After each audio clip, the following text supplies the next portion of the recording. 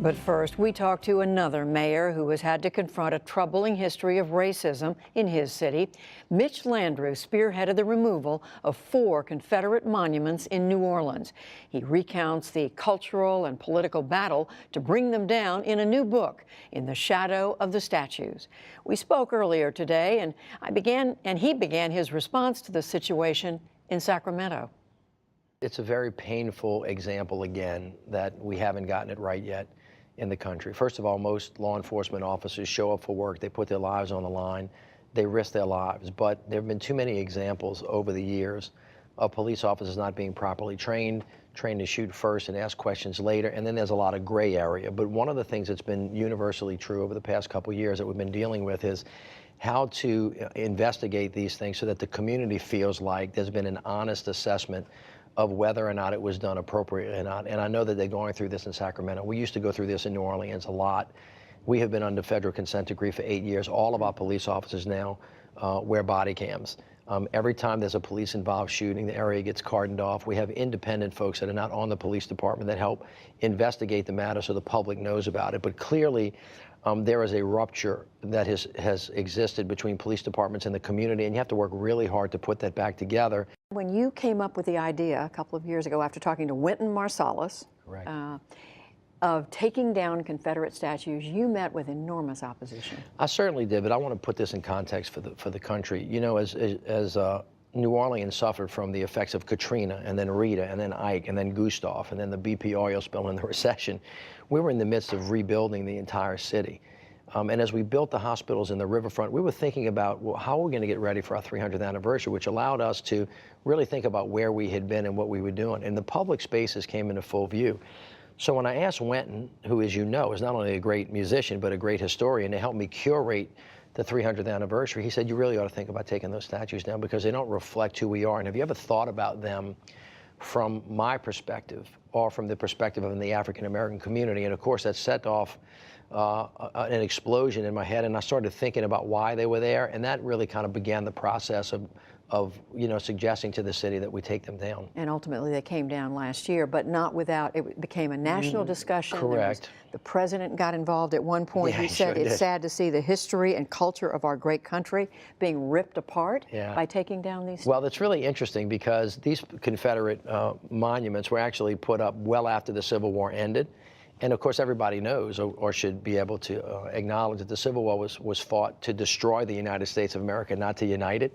And it was fought for the cause of slavery, and it shouldn't be hard to say that. And so what I say in the book is I make a distinction between having these monuments up in places of reverence where we can revere these men for what they did because what they did was wrong, and remembering what they did so that we never repeat it.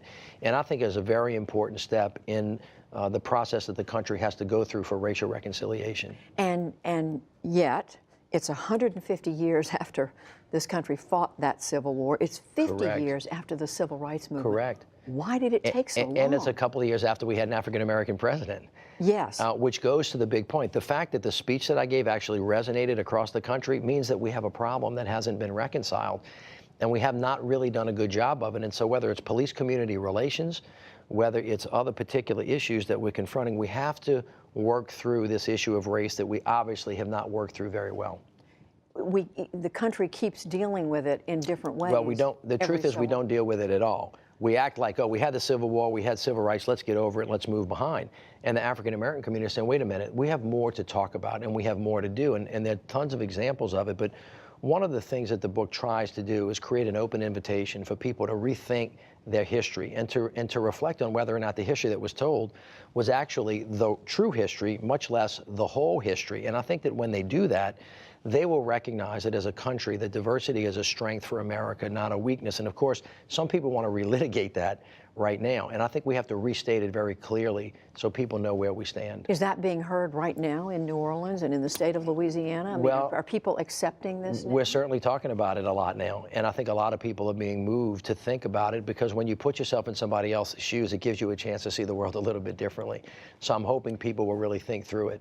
I quoted some of what the president said about the idea of taking down these Confederate statues. He was very much against it. How has he changed or affected the conversation around race in this country? Well, he's certainly not the cause of our problems, but he is a symptom of them.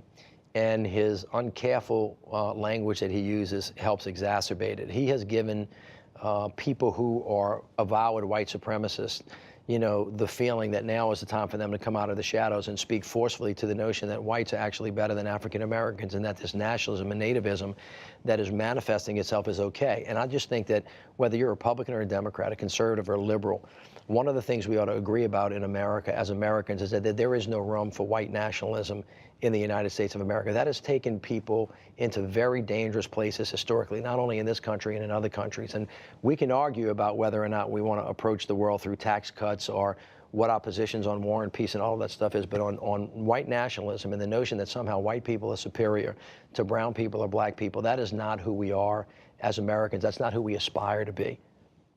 Your term as mayor is up in May of this year. A lot of conversation already about whether you're going to run for president in 2020. What is your thinking about it? Well, first of all, I don't intend to do that. I'm coming to the end of a 30-year career, and I've been blessed to, in the last 8 years, serve in one of the great cities of all time. And I'm very thankful to the public for everything they've done to help us stand up and, of course, to celebrate our 300th anniversary.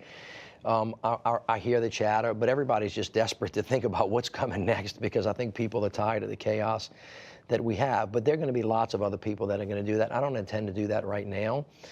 In politics, as you know, you never say never. You don't know what the future holds, but that's not something that I'm planning on doing. What do you think, finally, the pluses and minuses are for a Southerner, a Southern Democrat in 2020 coming off this administration? You know, it's interesting. We always try to guess what's going to come next, and everything turns out to be completely unpredictable. Nobody could have predicted President Obama. Nobody could have predicted President Trump. And as you know, as being a veteran journalist, that something's going to happen that we don't have any idea about, relating to a world crisis, man-made, and it's going to change the way people think.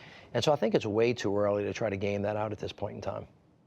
Well, we thank you for coming in. Mitch Landrieu, Mayor of New Orleans. The book is In the Shadow of Statues, A White Southerner Confronts History. Thank you for having me. Thank you.